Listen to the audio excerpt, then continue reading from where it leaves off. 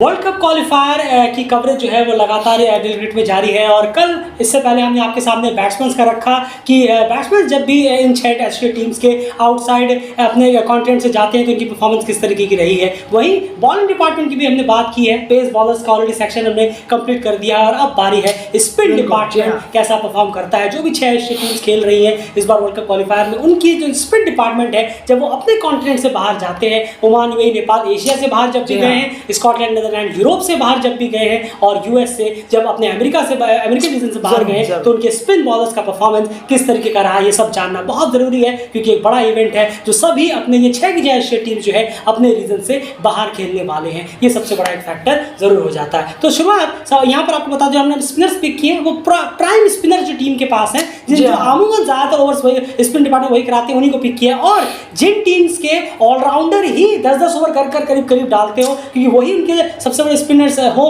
तो उनको भी हमने यहाँ पर डाला गया है। तो यहाँ पर हम ऑलराउंडर नहीं, यहाँ पर हम एज ए स्पिनर उनकी बात करेंगे, उनके रन्स वगैरह की नहीं, सिर्फ बॉलिंग डिपार्टमेंट की बात करेंगे। तो सबसे पहले यहाँ यूएसए टीम की बात करें तो यूएसए के जो प्रोमिनेंट 2 स्पिनर्स हैं जो लगातार लगभग अपने 20 ओवर पूरे डालते ही डालते हैं, उनका स्टैट्स आउटसाइड अमेरिका रीजन क्या कहता है? नहीं जरूर, देखिए अगर हम बात करें यूएसए की तो सबसे पहले नॉस्टोस कैंजी के, जी हाँ, जो कि स्पिनर है, उनके बारे में बात करें तो यहाँ पर उन्होंने, अगर आप उनके स्टैट्स देखेंगे तो 26 इनिंग उन्होंने आउटसाइड अमेरिका खेली है और 27 विकेटें उन्होंने उसमें निकाली हैं और स्ट्राइक रेट बहुत ही ख़राब है। जी हाँ, 43.7 का उनका स्ट्राइक रेट है, बहुत ही ज़्यादा ख़राब हो जाता है। मिड फेस में आके अगर आप ऐसी बॉलिंग कराएंगे, 43 बॉलों में जाकर विकेट लेंगे, 60 बॉलों का स्पेल होता है, तो फिर आप बहुत ही मुश्किल में हैं और आप टीम को भी अपनी मुश्किल में डाल रहे हैं, तो ये बहुत ख़राब है। वहीं पर अगर आप निसर्ग पटेल की तरफ नज़र दौड़ाएंगे एक बार उनके स्टैट्स में, तो यहाँ पर 23 इनिंगों में उन्होंने 29 विकेटें निकाली हैं, जिसमें कि 35.1 का उनका बॉलिंग स्ट्राइक रेट है। आप अपने कंपेयर यानी कि अपने जो साथी हैं, आपके पार्टनर नॉस्टस के मुकाबले में आप बेहतर हैं, लेकिन आप विकेट्स के मामले में, आप बॉलिंग स्ट्राइक रेट के मामले में थोड़ा पिछड़ते हुए नजर आ रहे हैं। 35 का नहीं, थोड़ा सा और बेहतर यहाँ हो, क्योंकि जो मिड फेस है वहाँ पर आप लोग आते हैं और इतना लेट अगर मिड फेस में काम चलेगा तो ओवर ही खत्म हो जाएंगे और औरों पे प्रेशर बन जाए। बिल्कुल, वर्ल्ड कप क्वालिफायर में टॉप से टॉप ओपोनेंट्स हैं, चाहे स्टेट्स में बात करें या फिर फुल मेंबर्स की बात करें, अगर आप वहाँ पर जाकर मिड ओवर्स में आकर अपने ओवर में हर 35 बॉल बाद विकेट लेते हैं तो अपने आप में बहुत ज़्यादा कहीं ना कहीं ये बॉलिंग स्ट्राइक रेट काम करने वाला है नहीं। इतने बड़े इवेंट के लिए खास करके आप अपने अमेरिकन रीजन्स का कोई क्वालिफायर खेल रहे हो, वहाँ बात और है, वहाँ टीम्स इतनी कॉम्पिटिटिव नहीं होगी तो इतना चलेगा नहीं। एक आध कनाडा और अर्जेंटीना वगैरह कभी कभी कॉम्पिटिटिव होती है, कनाडा एक अच्छी टीम है, वरना उसके अलावा वहाँ पर सब चल जाएगा। लेकिन इतने बड़े इवेंट पर आकर 35 का 43 के बॉलिंग स्ट्राइक रेट से काम नहीं चलने वाला। तो यूएसए के स्पिनर्स इस मामले में काफी पिछड़ते हुए नजर आ रहे हैं। अब बात करते हैं नीदरलैंड्स के जो प्रोमिनेंट प्राइम स्पिनर्स हैं, उनके दोनों के कितने हैं और उनके क्या स्टैट्स कहते हैं आउटसाइड यूरोप। जरूर, देखिए अगर हम बात करें नीदरलैंड्स की तो शरीज अहमद, जी हाँ, सबसे पहले ये हैं जिन्होंने आउटसाइड यूरोप की बात करें तो 5 इनिंग में 9 विकेट निकाले हैं और स्ट्राइक रेट इनका बेहतर है, 27.1 का, फुल नंबर्स के खिलाफ है, बहुत बेहतर है। जी हाँ, वो बॉलिंग स्ट्राइक रेट जो है वो 27.1 का है, बहुत शानदार है। मिड फेस पर आकर इस तरीके का स्ट्राइक रेट, आप थोड़ा सा प्रेशर भी बनाते हैं, विकेट भी निकालते हैं, ये बेहतर स्ट्राइक रेट है, अच्छा रिजल्ट इससे आपको मिलेगा। वहीं पर उनके जो हमवतन है, पार्टनर हैं आर्यन दत्त, जी हाँ, जिन्होंने 6 इनिंगों में 5 विकेटें निकाली हैं और स्ट्राइक रेट बहुत खराब है, 48 का स्ट्राइक रेट है, बहुत खराब यहाँ बॉलिंग स्ट्राइक रेट है। ये कहीं ना कहीं एक तरीके से अगर आप कहेंगे तो प्रेशर को जो बना रहे हैं यहाँ पर शरीज, उसको रिलीज करने का काम कर दे रहे हैं आर्यन दत्त। बिल्कुल सही कहा आपने। तो ये कहीं ना कहीं नीदरलैंड्स के स्पिनर्स का हाथ है, एक काफी बेहतर है लेकिन दूसरे जो है वो कहीं ना कहीं लूप होल है, जिस वजह से वो मिड फेस में सीरीज की जो मेहनत है वो कहीं ना कहीं खराब होते हुए नजर आई है रिसेंट टाइम्स में अगर हम देखें। अब चलते हैं तीसरी टीम की तरफ। यहाँ पर यूएई की अगर यहाँ पर बात की जाए तो यूएई के लिए यहाँ पर हमने पहले कहा आपको कि जहाँ पर जो ज्यादातर ओवर्स डालते हैं ऑलराउंडर्स में भी, उनको भी हमने यहाँ पर पिक किया है। तो यहाँ पर 3 बॉलर्स हैं, कार्तिक मैयप्पन, अयान अफजल खान, क्योंकि अयान अफजल खान में कहीं बॉलिंग ऑलराउंडर ज़्यादा हो जाते हैं, और रोहन मुस्तफ़ा, डेफिनेटली रोहन मुस्तफ़ा को हम इसलिए पिक किया, अब ऑलराउंडर है लेकिन यहाँ उनके रन्स की बात हम नहीं करेंगे, यहाँ उनकी बॉलिंग की बात करेंगे क्योंकि रोहन मुस्तफ़ा बहुत ओवर डालते हैं स्पिन डिपार्टमेंट में। जहाँ भी आपने प्रीमियर कप में देखा वो लगभग पूरे ओवर्स अपने डालते हैं, तो वो भी बहुत प्रोमिनेंट स्पिनर है अपनी टीम के लिए और बहुत ज़्यादा डिपेंडेबल रहती है टीम स्पिन डिपार्टमेंट में उनके ऊपर, इसीलिए इन तीनों को हमने यहाँ पे पिक किया है। कार्तिक मैपन 7 इनिंग्स 12 विकेट 30 का बॉलिंग स्ट्राइक रेट, आप कह सकते हैं ठीक ठाक एक लेग स्पिनर है, लेकिन फिर भी इससे भी बेहतर होना होगा। जैसे हमने पहले कहा, हम यहाँ पर देख रहे हैं वर्ल्ड कप क्वालिफायर की इवेंट को देखकर हम कह रहे हैं कि कौन कितना है। और आप ये कोई छोटे मोटे आप रीजनल में टूर्नामेंट्स खेल रहे होते हैं तो बात और थी, या फिर कोई बायलैटरल सीरीज खेल रहे हो तो इतना फर्क नहीं पड़ता, बायलैटरल सीरीज ही तो है। लेकिन इतने बड़े क्वालिफायर में खेल रहे हैं तो यहाँ पर आपको परफॉर्मेंस और ग्राफ उठाना होगा। वहीं पर एन अफजल खान 5 इनिंग्स में 7 विकेट 23.57 का इनका बॉलिंग स्ट्राइक रेट है। और ये 5 इनिंग्स मेरे ख्याल से अगर हम देखें तो अभी जो नामीबिया में गई थी क्वालिफायर प्लेऑफ खेलने के लिए टीम, वहीं पर ये इसमें से ज़्यादा इनिंग्स वहाँ पर निकल कर आई है। बॉलिंग स्ट्राइक रेट बेहतर है 23.57। और एक चीज़ और है, ये कंजूस भी बहुत है, बहुत ही कंजूसी के साथ ये रन्स खर्च करते हैं, जिससे ओपोनेंट टीम पर दबाव कहीं ना कहीं बनता ज़रूर है। बयान अफजल खान भी एक ज़बरदस्त प्लेयर होंगे, यंग प्लेयर्स में अंडर 20 वाले प्लेयर जिन पे बहुत ज़्यादा नजर रहेगी इस वर्ल्ड कप क्वालिफायर में। कुछ नेपाल के पास भी है, कुछ ओमान के पास भी है, एक आध आ रहे हैं, और कुछ यूएई के पास भी है, स्कॉटलैंड के पास कुछ यंग प्लेयर्स आ रहे हैं जो 19-20 साल के, इन सब पे नजर रहेगी। उस पर एक अलग से डिटेल वीडियो में बात जरूर होगी। रोहन मुस्तफा 25 इनिंग्स 25 विकेट और 43.1 की बॉलिंग स्ट्राइक रेट। कहना होगा रोहन मुस्तफा एक्सपीरियंस है, उस हिसाब से आउटसाइड एशिया वो 25 इनिंग्स खेल चुके हैं, बॉलिंग करा चुके हैं, सिर्फ 25 विकेट निकाले हैं और 43.1 का बॉलिंग स्ट्राइक रेट, जो कि बहुत ही ज्यादा खराब है। यानी एशिया से बाहर रोहन मुस्तफा भी स्ट्रगल करते हुए नजर आते हैं जब भी वो बॉलिंग का जिम्मा उन्हें दिया जाता है यूएई के कप्तान की तरफ से। अब नेक्स्ट टीम की यहाँ बात करें यार तो चलते हैं स्कॉटलैंड की तरफ। तो उनके जो स्पिनर्स हैं, 2 प्राइम सबसे हॉट स्पिनर्स उनके हैं, उनका स्टैट्स आउटसाइड यूरोप क्या बयान करते हैं? नहीं सर, देखिए अगर हम बात करें यहाँ पर स्कॉटलैंड की, जी हाँ, तो यहाँ सबसे पहले मार्क वाट को अगर हम लें, उनको देखें तो आप कुछ इस तरह आपको स्टैट नजर आएंगे। यहाँ पर 33 इनिंग में 49 विकेट, माफ कीजिएगा, जी हाँ 49 विकेट है, जिसमें कि 36.1 का उनका बॉलिंग का स्ट्राइक रेट है। तो यहाँ पर इनिंग्स बहुत ज़्यादा है, विकेटें भी बहुत हैं, एक्सपीरियंस भी बहुत है, पर थोड़ा सा यहाँ स्ट्राइक रेट थोड़ा बेहतर ज़रूर कहना होगा कि होना चाहिए। 36.1 का स्ट्राइक रेट थोड़ा सा ज़्यादा हो जाता है यहाँ पर मार्क वाट की तरफ से। विकेट ज़रूर निकालते हैं, जी हाँ, अच्छा है, कंटिन्यूसली विकेट उनके नाम भी है। अभी हाल ही में जो नेपाल में सीरीज हुई थी, वहाँ उन्होंने 13 विकेटें निकाली थी वर्ल्ड क्रिकेट लीग में। एक्सपीरियंस बहुत ज़्यादा है, हम उनसे उम्मीद करेंगे कि वो इस क्वालिफायर इवेंट में बहुत अच्छा परफॉर्म करें। पर एक बॉलिंग स्ट्राइक रेट, लेकिन एक चीज़ ज़रूर है कि वो आउटसाइड यूरोप में, जबकि इतना फेवर तो खैर करता ही नहीं है स्पिनर को, और आउटसाइड यूरोप में ये 36 का स्ट्राइक रेट में थोड़ी कमी यहाँ हम जरूर कहना चाहेंगे। वहीं हमजा ताहिर के बारे में आप जरूर बोलें। जी, हमजा ताहिर की 18 इनिंग्स 16 विकेट्स और 54 का बॉलिंग स्ट्राइक रेट बहुत ही ज़्यादा खराब रहा है। आउटसाइड यूरोप में भी पहले खराब रहा है, जबकि आउटसाइड यूरोप में इससे बेहतर कम से कम होना चाहिए। जब आप एशिया में आए, जब आप अफ्रीकन कंडीशंस में गए, जब आप एशियंस कंडीशंस में गए, तो ये कहीं ना कहीं चीज़ें देखने वाली बात जरूर है, जो कि बहुत ज़्यादा अमेरिका कंडीशंस में गए, वहाँ भी स्पिन को स्पिन को अलाउड करती है। वहाँ पर संदीप वगैरह के भी स्टैट्स काफ़ी अच्छे हैं, उसके बाद अजहर मकसूद के स्टैट्स काफ़ी अच्छे हैं अमेरिका में। तो उस हिसाब से 54 का बॉलिंग स्ट्राइक रेट बहुत ज़्यादा डिसअपॉइंट करता है। एक चीज़ और आपके माइंड में चल रही होगी कि हम बॉलिंग स्ट्राइक रेट की बात क्यों कर रहे हैं, हम इनिंग्स की बात कर रहे हैं, विकेट्स बता रहे हैं, लेकिन हम इकॉनमी वगैरह की बात नहीं कर रहे, बॉलिंग स्ट्राइक रेट की बात यहाँ क्यों ज़्यादा की जा रही है? देखिए, जिस तरीके का मॉडर्न डे क्रिकेट आजकल बदला है, तो डेफिनेटली अगर आप सिर्फ डॉट बॉल निकाल कर काम चलाएंगे तो वो काम होने वाला है नहीं।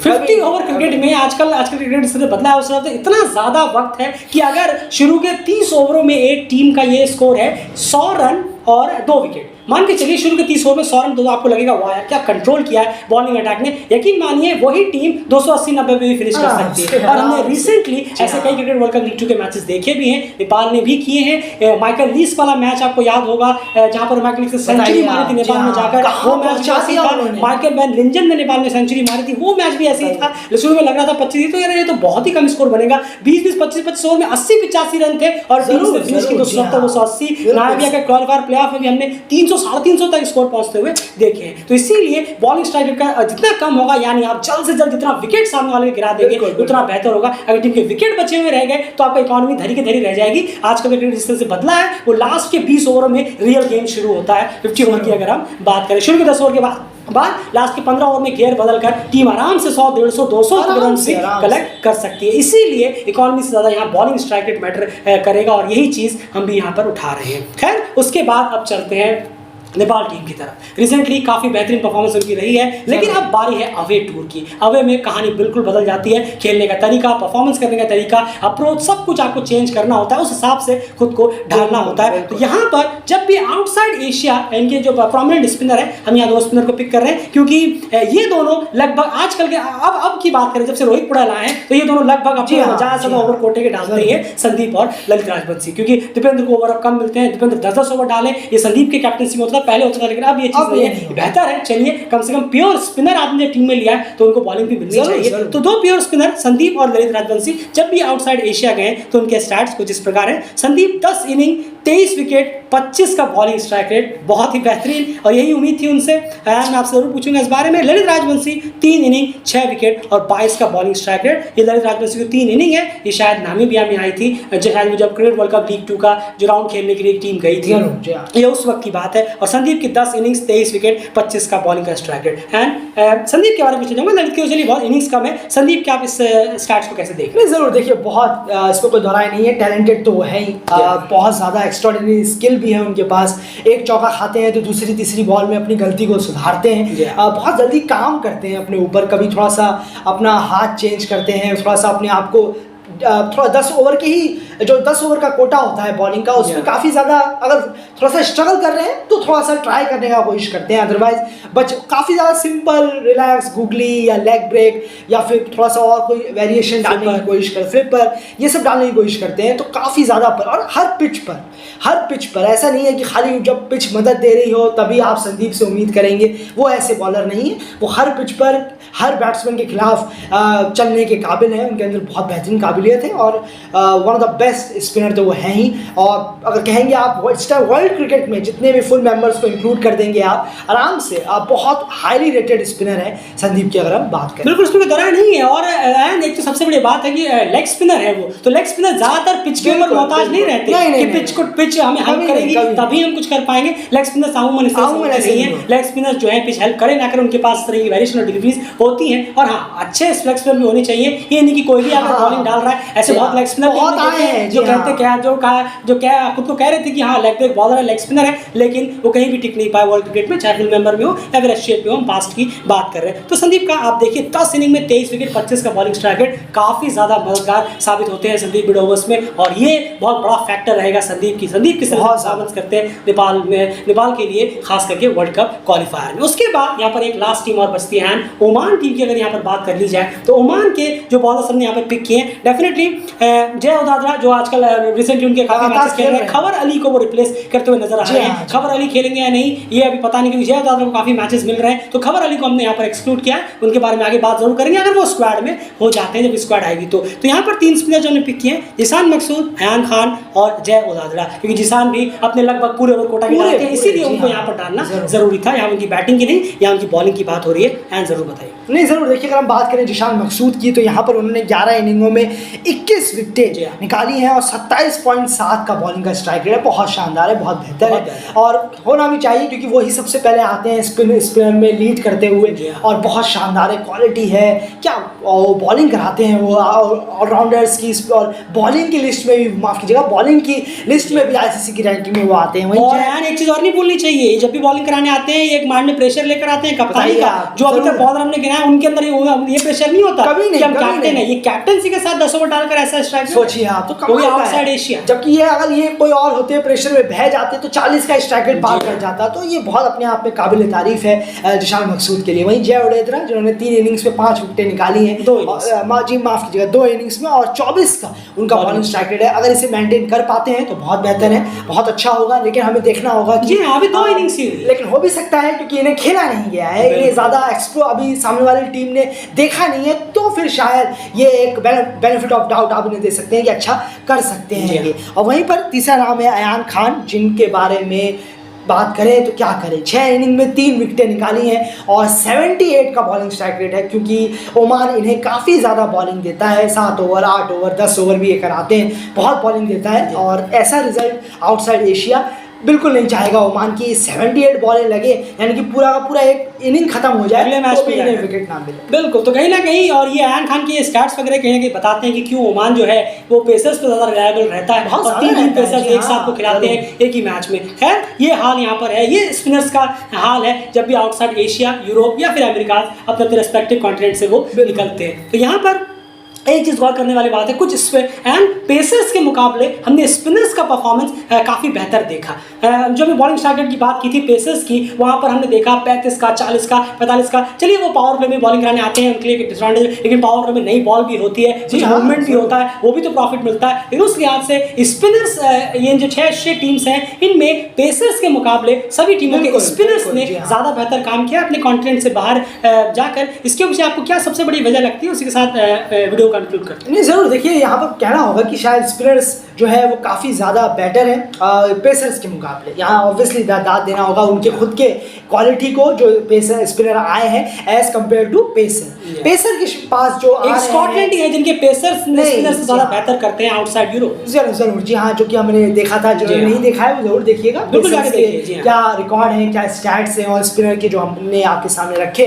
तो ये है पूरी बात कि पेसर्स को अपने ऊपर थोड़ा सा काम करने की ज़रूरत है। कई पेसर्स ऐसे हैं जिनका हमने जिक्र किया था अपने पिछली बार में, उसमें जरूर सुनिए प्लीज़। और इस बार में भी यहाँ पर स्पिनर्स में काफ़ी अच्छे कुछ रिजल्ट हमें देखने को मिले हैं। ओमान हो, नीदरलैंड्स भी हो, यहाँ नेपाल के दोनों पे स्पिनर्स काफ़ी अच्छे, ललित को भी और देखना है। बिल्कुल देखना ज़रूर है कैसा क्या करते हैं, क्योंकि जिम्बाब्वे का कंडीशन बहुत जल्दी स्पिनर फ्रेंडली हो जाता है। तो स्पिनर्स के लिए काफ़ी कुछ है वहाँ पर अपने आप को देखने के लिए, क्योंकि इतना ज़्यादा पेस फ्रेंडली, ज़्यादा वक्त नहीं लगेगा, शुरू में पेस रहेगा। जी हाँ, विंटर्स भी वहाँ पर है, तो कहीं ना कहीं शुरू में हेल्प मिलेगी, लेकिन फिर जैसा आपने कहा स्पिनर्स को हेल्प सेकंड हाफ में काफ़ी बिल्कुल मिलेगी। और अगर जैसा विंटर आ रहा है वहाँ पर, अभी आने वाला है और आ भी गया है शायद, जी हाँ, तो वहाँ पर अगर थोड़ा सा मौसम में बदलाव हुआ तो पेसर्स बहुत इफेक्टिव होंगे। और शुरुआत दुनिया के हर पिचों पे शुरुआत में तो पेसर थोड़ा इफेक्टिव रहते हैं। बिल्कुल, तो क्लियर कट है जो 6 टीम्स यहाँ पर खेलने वाली है वर्ल्ड कप क्वालिफायर में, उनके पेसर्स जो हैं उनको अपने बॉलिंग स्ट्राइक रेट और अपने परफॉर्मेंस पे